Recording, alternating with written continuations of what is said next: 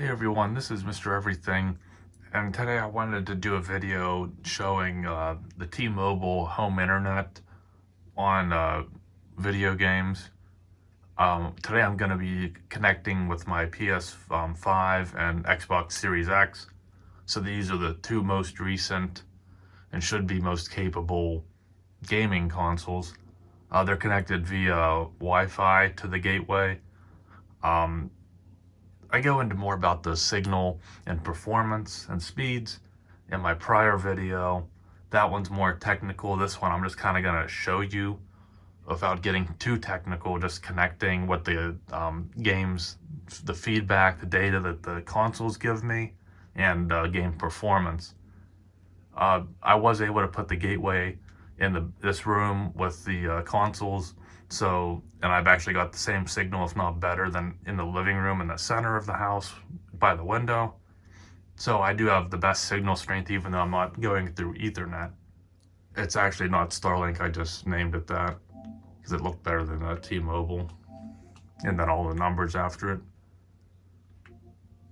So the first thing I'll do is run a connection test with the Verizon DSL that I've had for 10 years, and I've been gaming on that. Terrible connection. Actually, the ping's worse on this, even though it's a physical connection.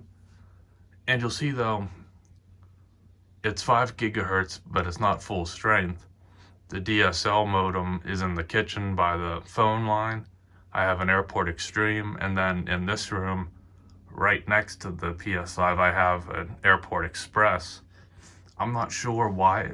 There's no way that even a 5 gigahertz signal like 2 feet from the console. So I'm not sure if it's picking up the one in the kitchen, but I'm not gonna change things because that's how it's always been. So I'm just gonna show you the way it's always been compared to now, if that makes any sense, which I doubt it does.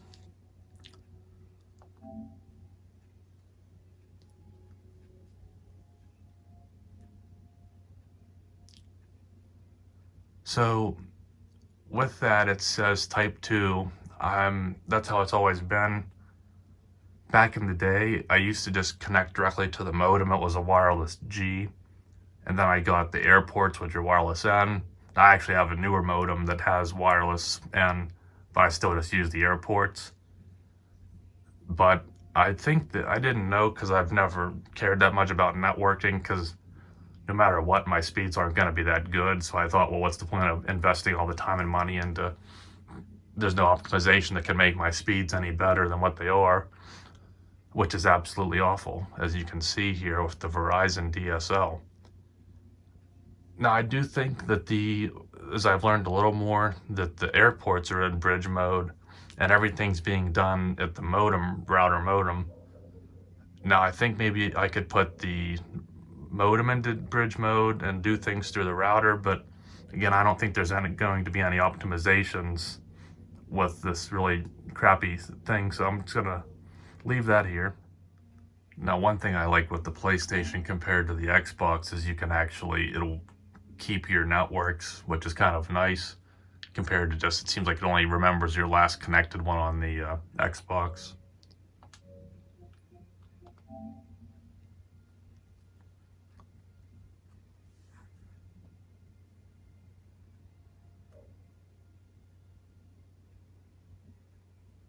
And you'll see again, I get the type 2 NAT.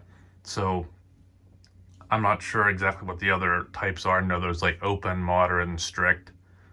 So I'm not sure if type 2 is considered moderate. But again, I don't see a difference, because with the Verizon, evidently, whether it's because I'm using the routers or just it's not that fast, or it's DS, I'm not sure, but it seemed like I still had that same NAT type either way.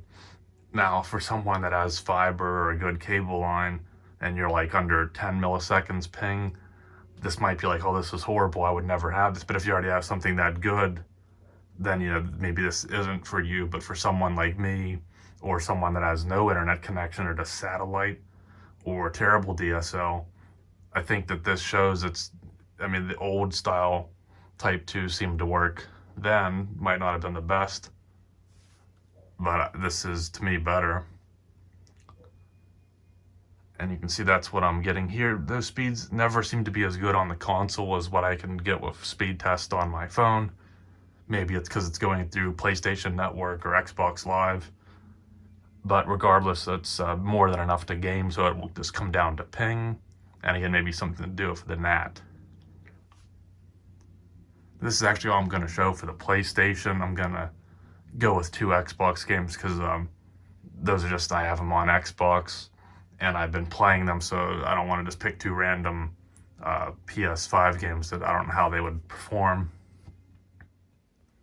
Okay, so now I'm on the Xbox Series X. I actually hate switching networks because you have to type in that password every time. I actually couldn't remember what the airport one was because I'm used to it always being stored. And again, I don't know why I think that Microsoft would keep that like their computers are, but that's not that important. So you can see here on the DSL Verizon with the airport system, it's IPv4 and the NAT type is open. So there's it on PlayStation, it says type 2, and they say that the gateway for the T-Mobile isn't as good, but they both were type 2 on PlayStation. On Xbox, it says the NAT type, but the DSL is open. So, and then the last test I'm going to do, just be a speed test essentially, but on the Xbox.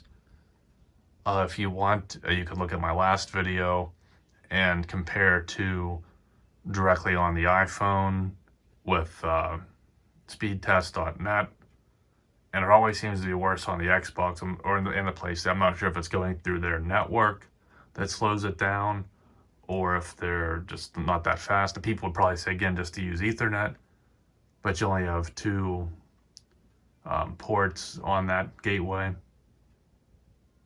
and it's right next to it. So so the download's pretty much identical to what the max DSL is. The upload, that's as good as it ever gets, which is terrible. And wireless streaming is 100%, and the latency is 82 milliseconds. So I'm going to leave it at that and then switch to the T-Mobile gateway. Okay, so now that I'm on the T-Mobile, you can see that it has IPv4 and IPv6. I know that 6 is kind of better, but I'm not sure. Maybe that's something which I guess you couldn't do with the gateway. But if I did switch to the routers, I don't know if you can pick one or the other, or how that, I don't know. Again, I don't know what the benefits to that would be. Okay, and I've done this a few times. I restarted the console, and this time it won't give me a NAT type. Now, normally it'll say moderate. I believe the reason why is, again, with cellular, you don't necessarily have an IP address. I think it kind of bounces around depending on the tower. It doesn't really matter the technicalities of it. It's just, it's different. So normally, like I said, it will connect and say moderate. So I'm not sure if that's a variation. Rebooting the Xbox didn't change. I think maybe if I unplugged the router and plugged back in, it would assign an IP. I don't know exactly how that works. In this video, I'm trying to be a bit more technical, but I'm going to just show it playing games, and you'll see that it does work. But if anything, it's probably a little bit better that happened, to just show that that's one of the main sacrifices you make. You're getting way faster downloads. As again, you can see that upload is nice, but that download, that's not insanely good, but it's almost 10 times better than what I had. That latency is pretty high. Usually it's about 80 milliseconds, which is what I was getting with the Verizon DSL. On speed test, it's usually 40. It seems to always be more on the Xbox than on the phone. With the T-Mobile, I actually get it down to 18 usually, 18 to 25 ping milliseconds on the phone. And you can see it's significantly more. I'm not sure if that's just being connected again to the network, but the thing you'll notice, the latency and then there is packet loss. So, and then it tells you that packet size, which I think, again, I'm not too familiar, but I think that it was supposed to be around there because I think people said they had trouble when it was at 1500. I don't know what that means, but maybe the Xbox automatically allocates that packet size. I'm not sure. Okay, so right now I'm back on Verizon DSL with the airport routers. On 5 gigahertz. In the past, when I would be downloading, again, the speeds aren't that good, but sometimes they'd just be in kilobits. So when I switched from 2.4 to 5, it seemed to always work better, even though, again, I can never go beyond 7 megabits. But I'm on 5 gigahertz, it seems to be better. I'm just going to go with casual and see how quickly I can find a match. So again, we're back with open NAT type with the DSL. And I'm not going to play a full game here.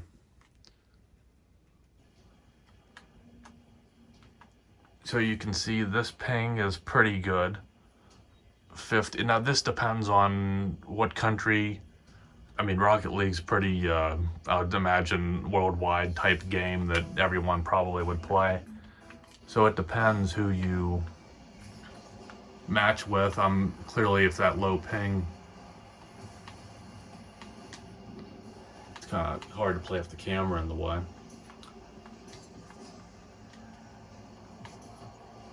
Although I'm not really looking to play.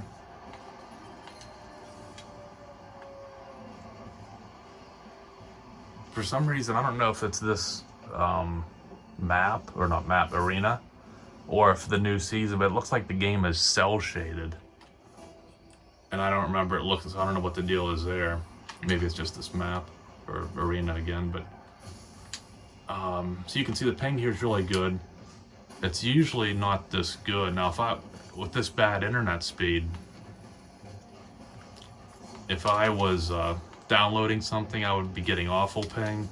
And if I was uploading something, I mean, I couldn't even play because it would just be buffering, and there'd be so much latency with that small ping size, or that upload size,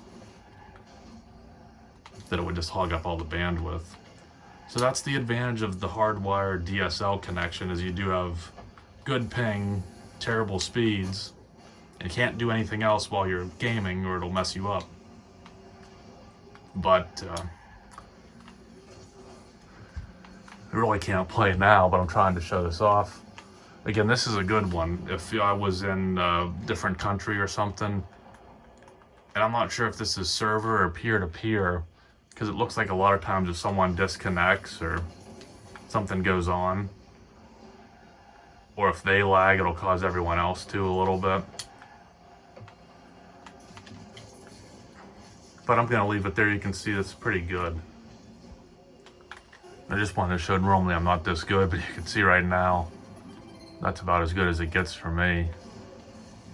Could be because I'm usually playing in competitive, and I was hoping to find a match quicker, so I went with casual, but just have that, I guess, my bragging rights.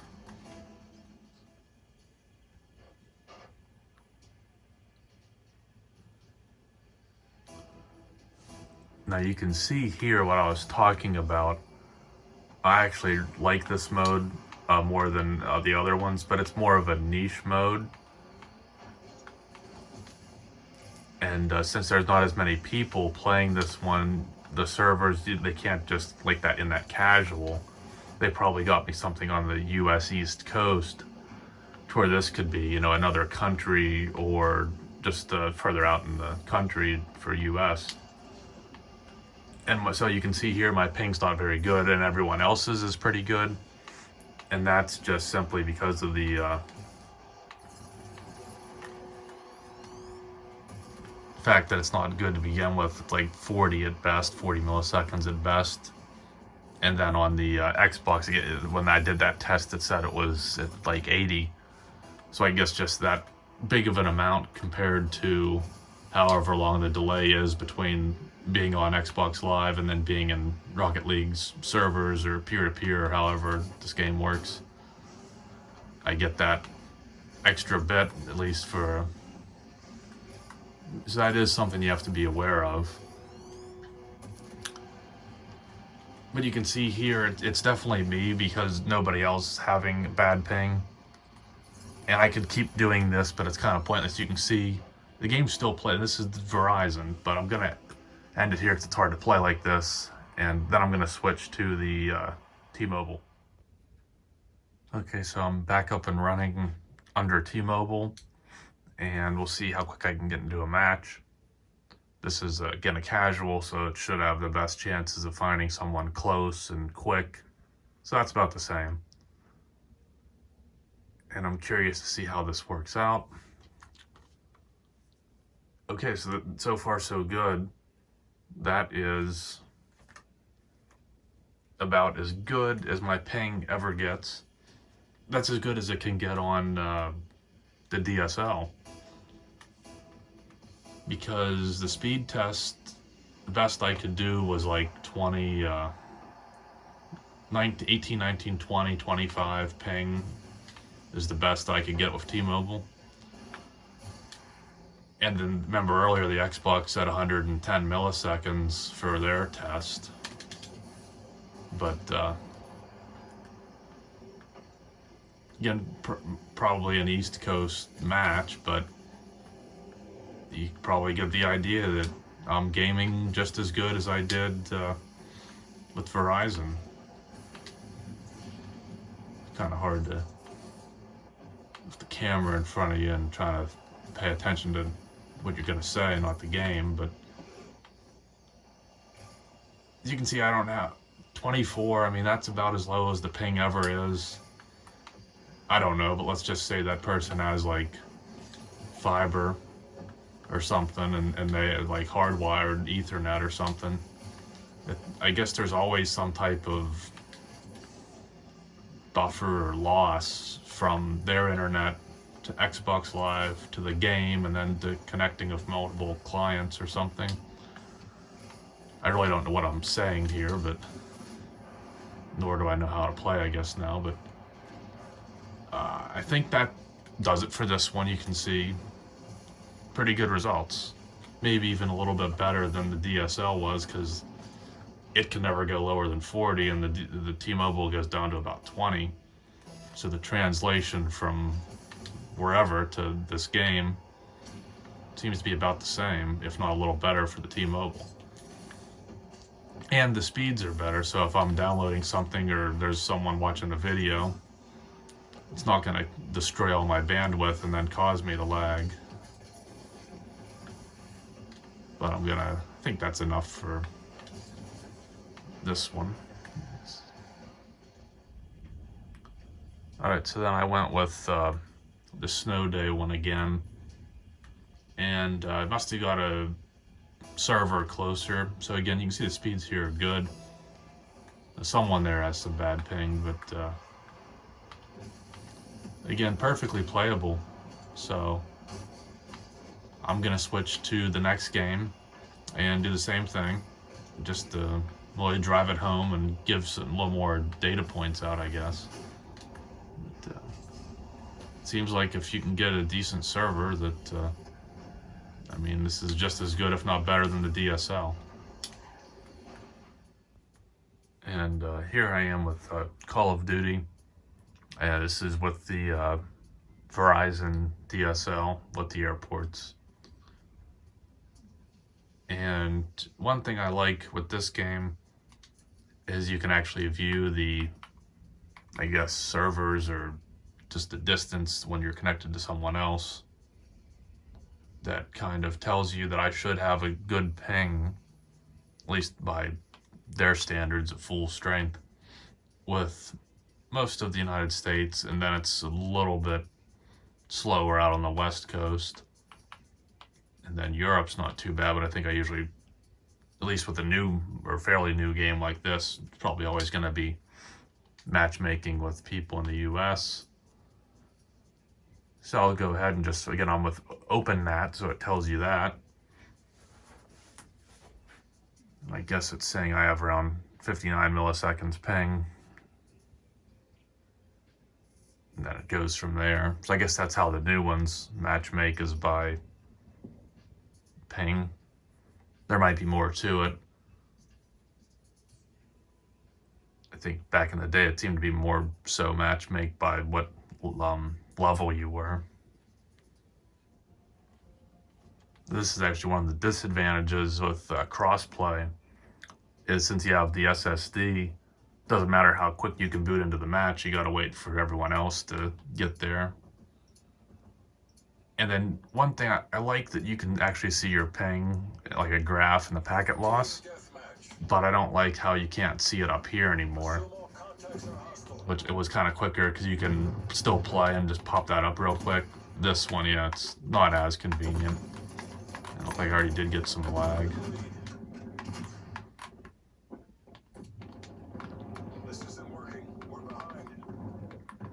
Figured I'd pick more of a fast-paced map.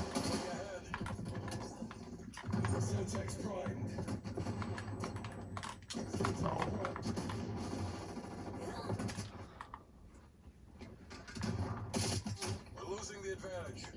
I figured it would be one of those matches.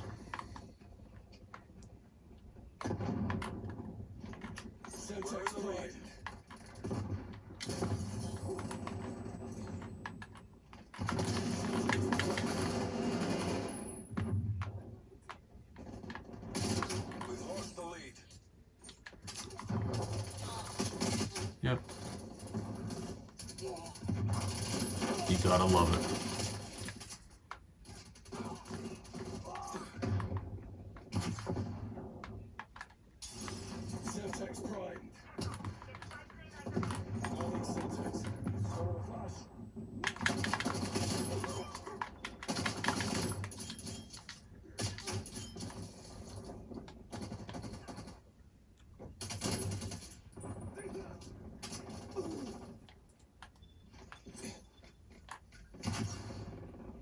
But I think pings, I mean, this is how I've been playing for like 10 years. So it might not be ideal, but I've definitely experienced a lot of lag, and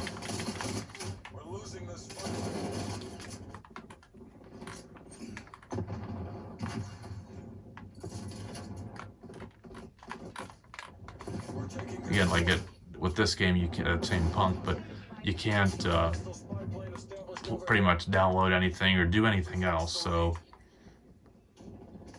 the DSLs definitely have more of a stable ping to get the job done, but everything else, you got the terrible download speeds, and everything can bottleneck easily.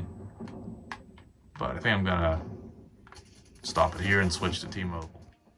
I just wanted to let you know I ended up doing a little better once I could get back to focusing, so don't think too lowly of me. I tried at the end there. And again, with the Xbox, you have to manually type it in again. So the last time, for this last one here, you can see that it did pick the NAT type, and then there's that UPnP. I don't know what that means. So that whatever that is, it's not successful. And the only question I would have would be, the way I'm using the old one, I have, again, the airports, I guess, are in bridge mode, and I'm using the forwarding or whatever, the server, the DNS in the modem router. I guess I could put that in bridge mode and do it through the airports, but I'm not sure what the advantage would be if I'm setting something to make it work better. With the T-Mobile, since I have it right in here where I have 100% wireless strength, and I'm really not connecting ever more than like 10 devices at once, I'm not sure if I would even need a router. And since you can't put these gateways in bridge mode, I'm not too sure how that would work. Again, with the airports, I can put apparently those in bridge mode, so it would just kind of be, I would assume I wouldn't have a double NAT then if those are in bridge mode and it's still going through the gateway. But I'm not sure. I don't think there would be a point to that, because since the gateway's in here, it's doing 100% signal strength. If it would have to be in another room, maybe there'd be an advantage there. But I guess if it would go into bridge mode, then you could do it without a double NAT. But I'm showing it like this, so I don't know too much about that. why a double NAT wouldn't be good. So I guess the point would be, are you better off just using the gateway as the router and trying to get the best you can out of that?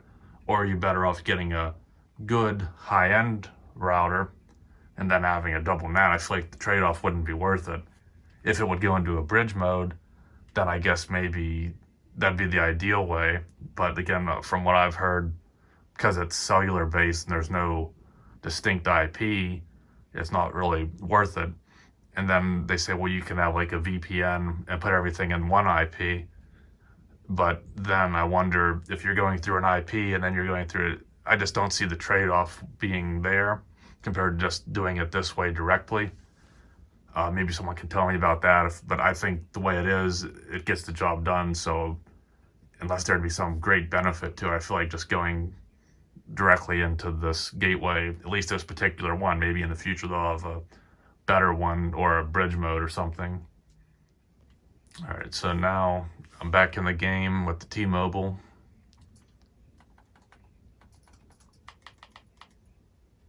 And you can see the bandwidth's a lot better, but it's still not the full amount I can get with the test. But you can see, I believe this time the ping's actually lower, at least as far as northeast. So it's kind of give and take.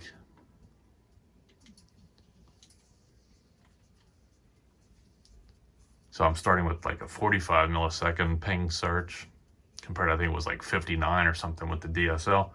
So even though this is capable of a faster ping than my DSL, it still seems like, because it's a moderate NAT, that it's not as preferred for gaming. So that's kind of where I get lost. And if you had a bridge mode and had a different router, if that would fix the NAT, or if it's not possible to do with this type of internet, via cellular.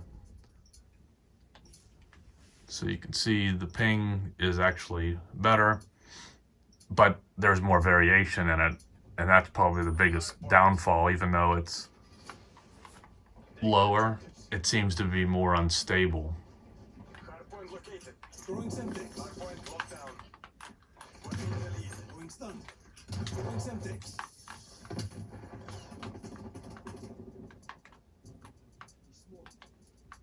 And we have packet loss. And that's something that you'll notice with the last match on the Verizon. I don't think the ping was quite as good, but it wasn't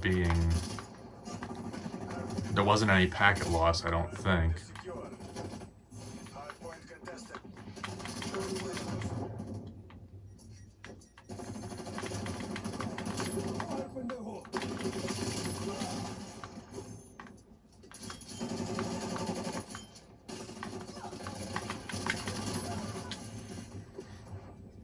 But you can see it's not breaking the game. Now, if I was in a tournament and really good, well, first off, I'm playing off a wireless controller, and I'm using a TV, not a game. It has a gaming mode, but it's not a fast response monitor. So I don't think I would be really the kind of person that would pick up on that. I don't think I'd have my day ruined to know that I'm not getting the optimum speeds.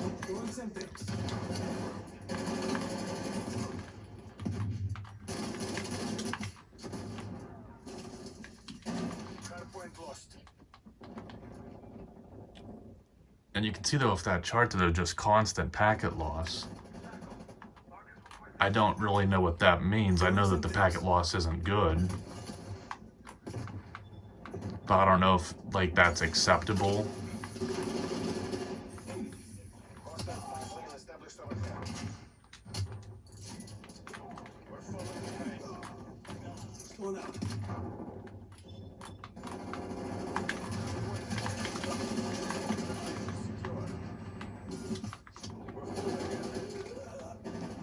Again, it'd kind of be nice to have that, at least I can see not the numbers in the graph, but it'd be nice to have that little bar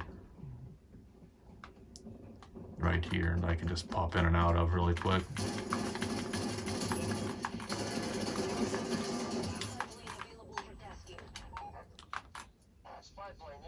But again, I don't see any noticeable lag.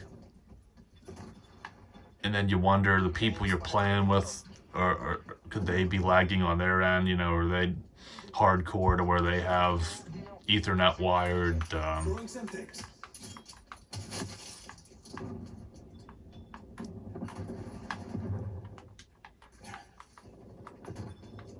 Good internet themselves.